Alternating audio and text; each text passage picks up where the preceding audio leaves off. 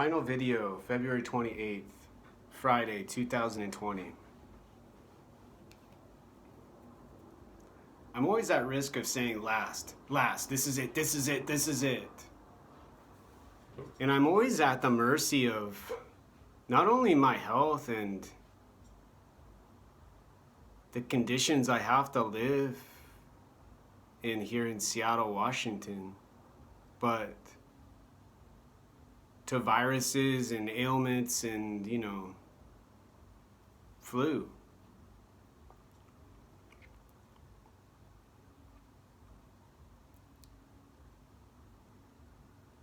But I don't give up.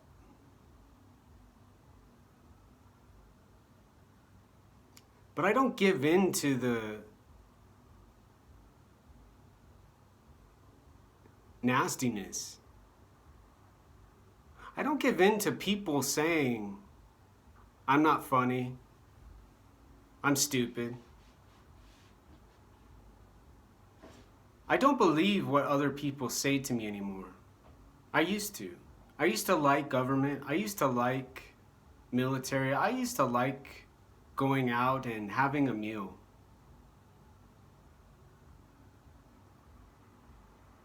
But those old traditions of McDonald's when you're sick and grocery stores when you need stuff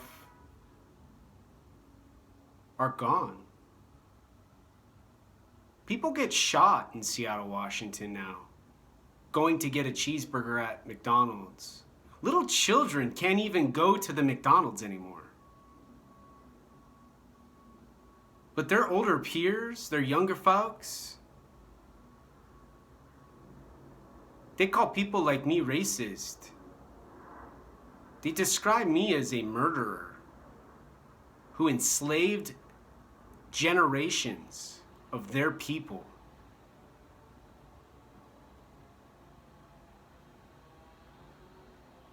And they go up to the Native American, they go up to the woman next door and say, I'll help you. Or, to be neutral, I'll help you.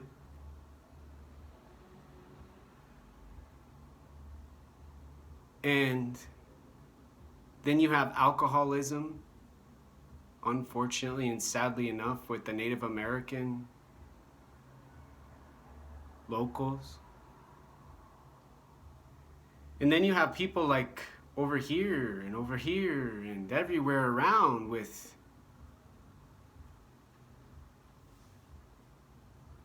these crack pipes and these meth pipes and these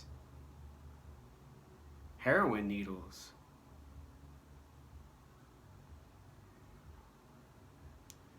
With landlords like downstairs and with police officers like at the Seattle Police Department who stick up for them. And city elected officials who support these people. And decry people like me as wolves. Or to be realistic, stupid. And even in some instances, like when I was on a bus with the man and his little boy with his Captain America shirt on, what the man said to me in front of his child, you're a bitch.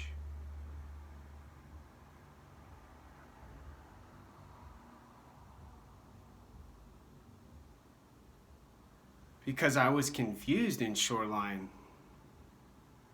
and made no threats or any anger or anything, but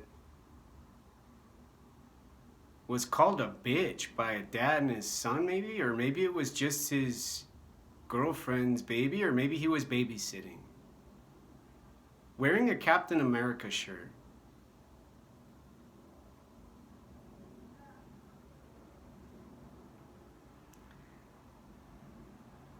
And so now I live in this place called Capitol Hill in Seattle, Washington. And I hear voices outside, and I see so many groups of people, and then I see so many unrecognizable humans who are walking with their cell phones in their hands, busily doing tasks or just looking up stuff on the internet, maybe? Maybe watching porn? Here's some loud, obnoxious music to my left. Once in a while, a chair to my right, shuffling around.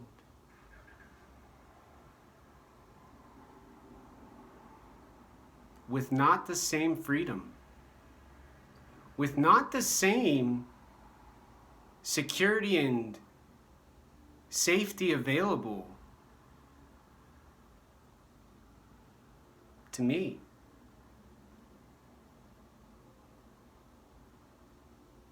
But how do you prove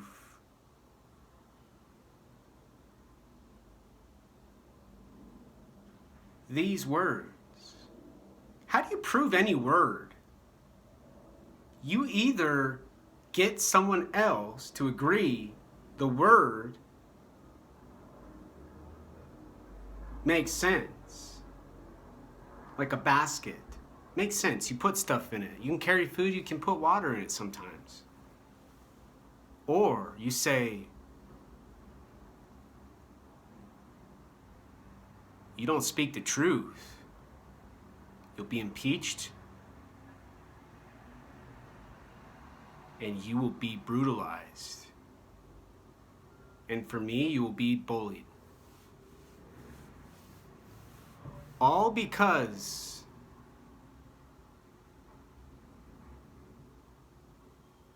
the words aren't agreed upon. And the sounds are too scary for someone to hear.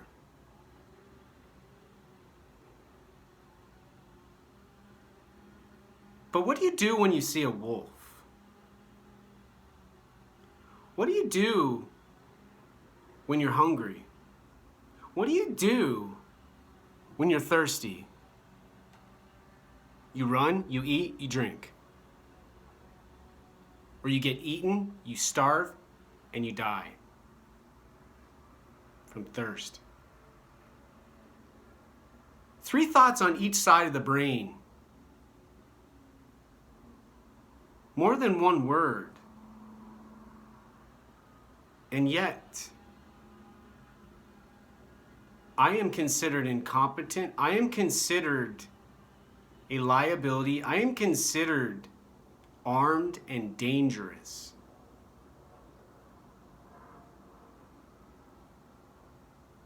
Here in Seattle, Washington.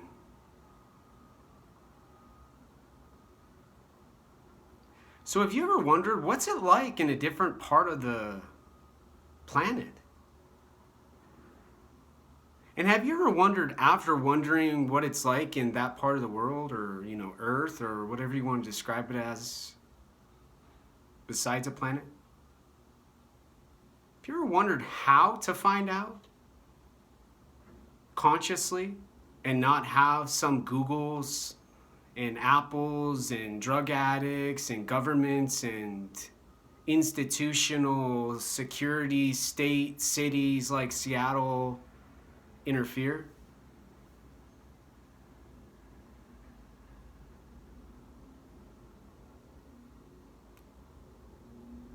I remember being able to go places.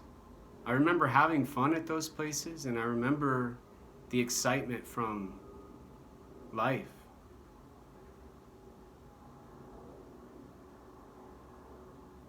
But not anymore.